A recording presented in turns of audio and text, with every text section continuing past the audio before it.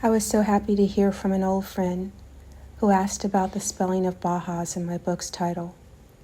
I explained that I deliberately used that spelling to bring attention to the architecture in Miami's traditionally black neighborhoods.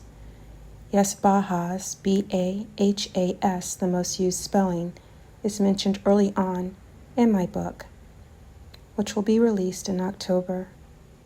While most of us write Bahas, B-A-H-A-S, or B-A-J-A-S, spelling it B-A-A-H-A-A-S allows us to say we're part of a bigger history that often erases us.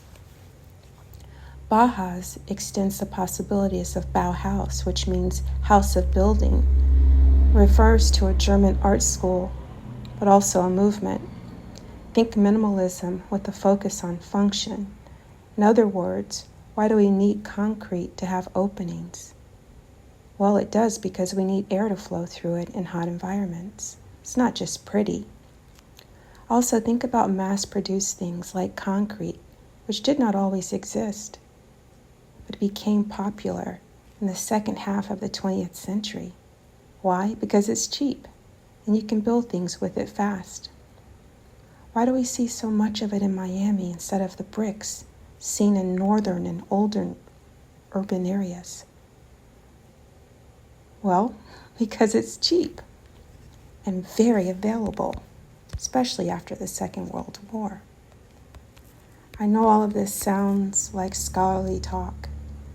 That is partly why I rely on oral histories to help tell this story, to help people see that we're still talking about people who live in these dwellings. What were their dreams? What were their housing dreams? Did they come true? If so, how and where? Few things exist in a vacuum. Most things, including neighborhoods, are part of a larger phenomenon with many layers. One layer is the achievement of the historically down and out, who sometimes have a breakthrough.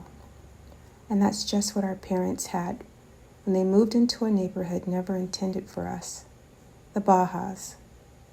And aside, I want to share some photos to remember how far my own family had come when we moved there in 1972.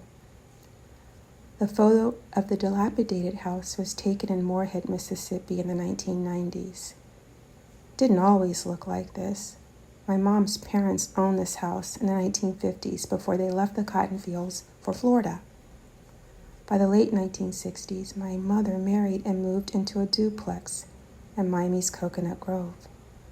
Within 5 years, she and my father had a 4-bedroom, 2-bath in northwest present-day Miami-Dade County, also known as Miami Gardens, Carroll City, the Bahas.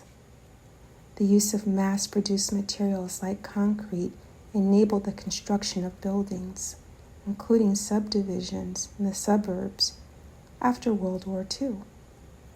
To buy a house was, and remains, a big deal, an achievement. My family was part of such history, which also includes MIMO, or Miami Modern Architecture, as well as tropical modernism architecture. Ultimately, this is a story of land. Who has it matters. How we tell our stories matters too. Who tells the story also matters. I'm so grateful for the chance to make sure my family's history and the history of other families is told.